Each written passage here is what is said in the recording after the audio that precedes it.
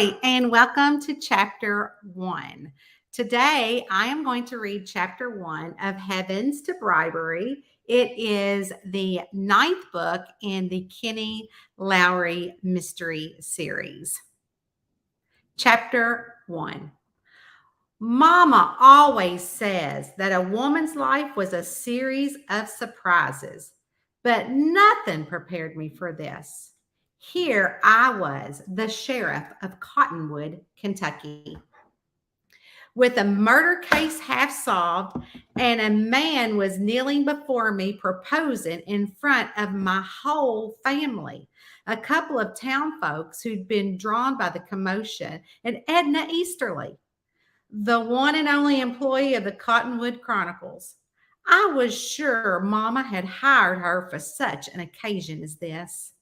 After all, Mama wanted everything on film, and the camera stuck in my face was certainly going to capture it all. And I mean all, including the look on my face. Finn Vincent, my handsome boyfriend, was looking up at me, his brown eyes filled with hope. I'd seen that look in the eyes before of people I've helped before, but it was never directed at me like this. A deafening silence surrounded us as I thought all the air had been sucked out of the summer evening. A few steps away, my spectral Poppa, the ghost of the former town sheriff in our small town of Cottonwood, Kentucky, had shown up. Only I could see him.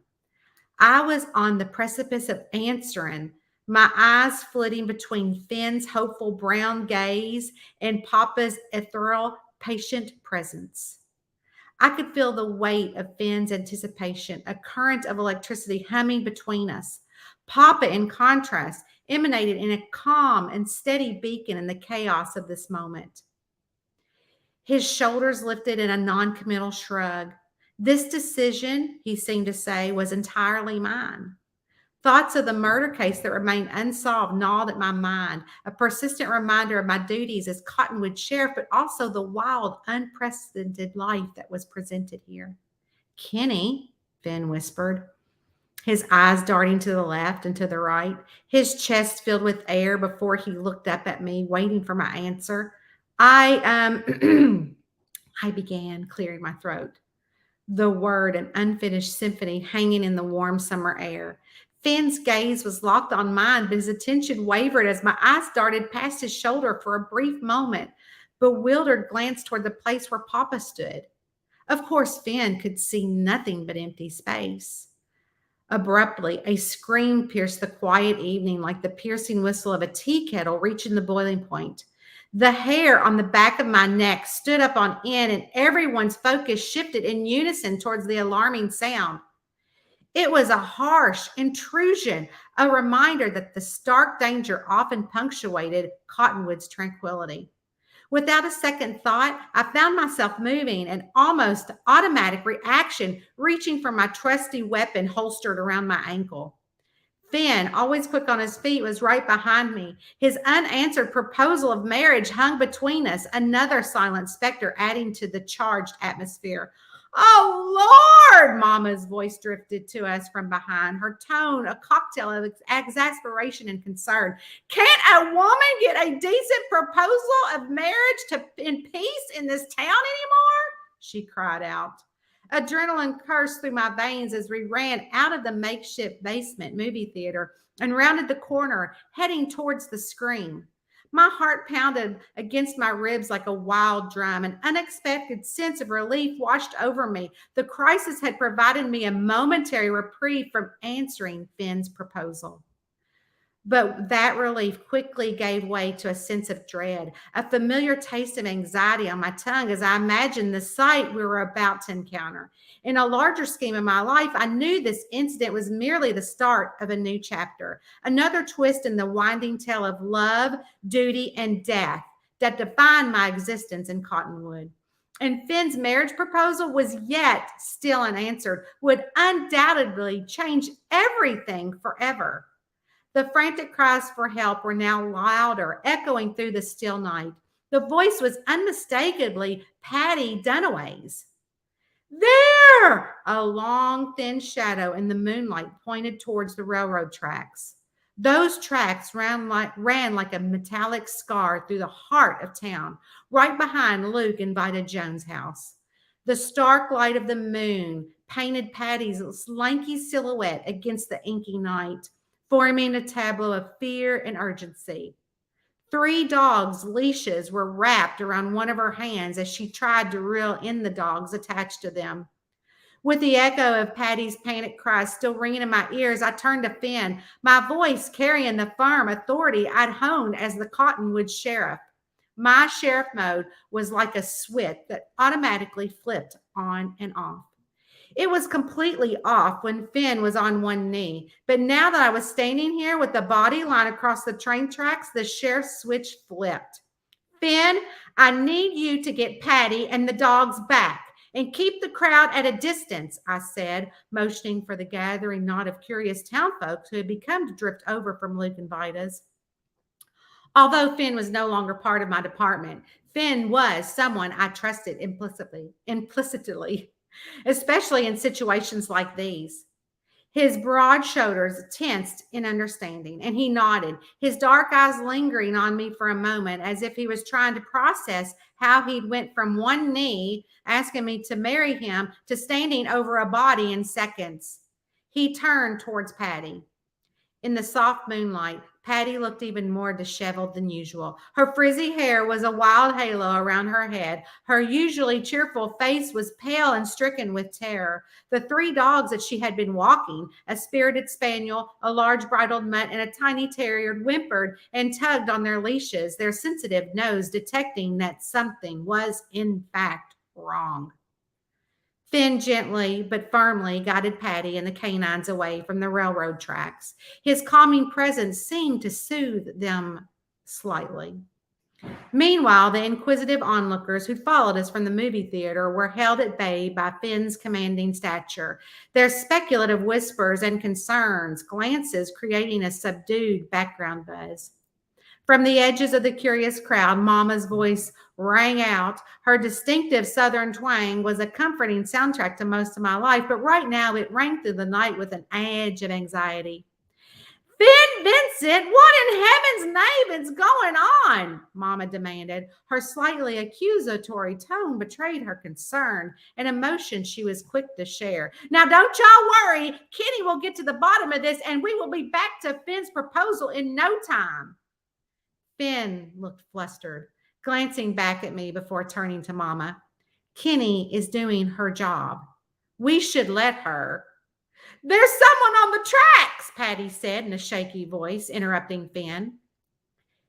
But I didn't hear no train, did y'all? Mama cut him off, turning to her companions with a challenging look on her face. Her question was aimed at her small posse of friends, 3 formidable ladies who were among the most influential business owners in Cottonwood.